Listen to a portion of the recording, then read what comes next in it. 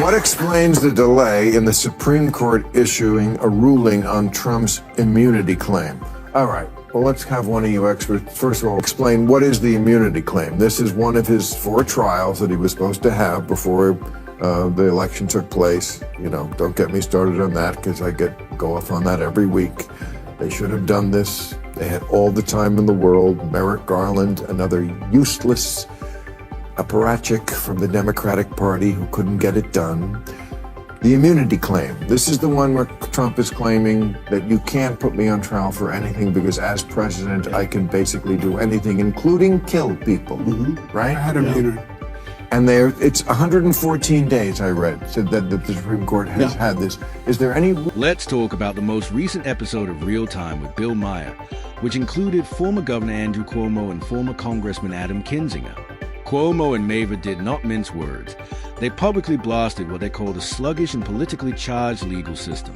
Not only is it a scheduling problem, but the fact that over 100 days have passed without a decision is eroding public confidence in one of the most significant organizations in the country.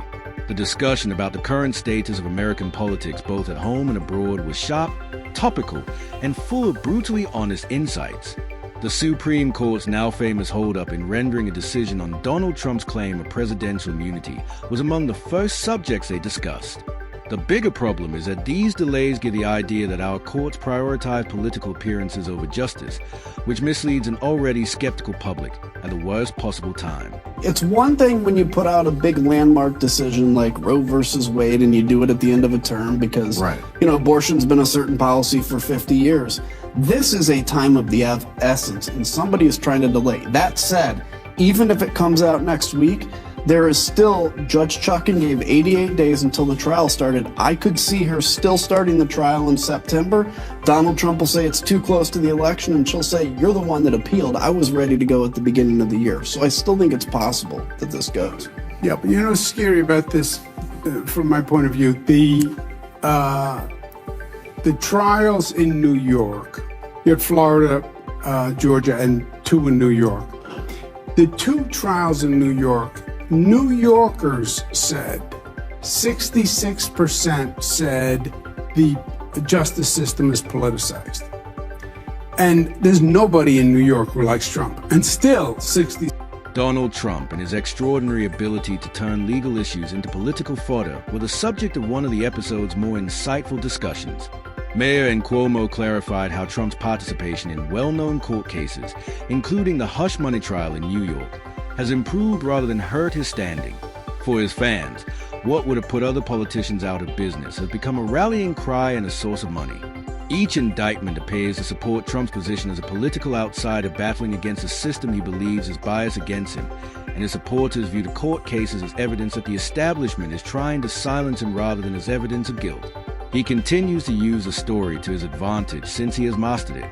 This tactic keeps his name in the headlines, wins over his fans, and keeps him at the center of the national conversation, even though the attention should be on his legal problems. Not paying the same price for these verdicts because they believe it is political. And you want to talk about a threat to democracy. When you have this country believing you're playing politics with the justice system, and you're trying to put people in jail or convict them for political reasons, then we have a real problem. However, the conversation expanded beyond Trump, Cuomo, and Kinzinger to examine the effects on the broader justice system of this time of legal and political upheaval. They discovered a concerning trend. Despite the fact that it is untrue, the public's rising perception that courts are being utilized to settle political scores. Legal conflicts are deepening America's political divide instead of bringing clarity, which is worrisome because people are losing faith in institutions that are supposed to be neutral. Trump may be the most well-known example, but both parties increasingly exploit legal challenges as a means of generating money and launching campaigns, making every probe or indictment a matter of contention between the parties. This isn't a one-man show. Rather, it's becoming a common political tactic, which exacerbates division, fosters mistrust, and reduces a perception that the system is genuinely working for the people. The one he got convicted for was the greatest fundraising bonanza ever. He was lagging behind Biden, and now he's pulled quite a bit ahead. That trial was the greatest reason people had to send their checks for 5, 10, 25, whatever dollars to Donald Trump. Yeah. So, I mean, look, it's a Hobson's choice always with him, because he's always guilty. Yeah. It's not like he's not guilty of any of these crimes, but the repercussions might be worse. I mean, this is something politicians always had to face. Remember when Obama came to office, they were like, how can you not put those people in jail, those Wall Street people? And Obama was like, yeah, that would feel good, and it is the right thing to do, but it's also more the wrong thing to do, because it'll tank the whole economy. Those are the kind of tough decisions that you have to make. So I was always with you on the one in New York, the hush money trial. I don't think they should have brought that one. It was just always going to look like a sex case, and people were always just going to look at it that way. So anyway. That case, the Attorney General's case in New York, frankly, should have never been brought. And if his name was not Donald Trump, and if he wasn't running for president, I'm the former AG in New York, I'm telling you, that case would have never been brought. And that's what is offensive to people. And it should be, because if there's anything left, it's belief in the justice system. Just heard the one about trying to overthrow the government of the United States. That's the main thing. He tried to overthrow the government of the United States. Trump has undoubtedly benefited so far from his legal strategy of positioning himself as the ultimate political outsider, but the mayor and the panel raise an important point.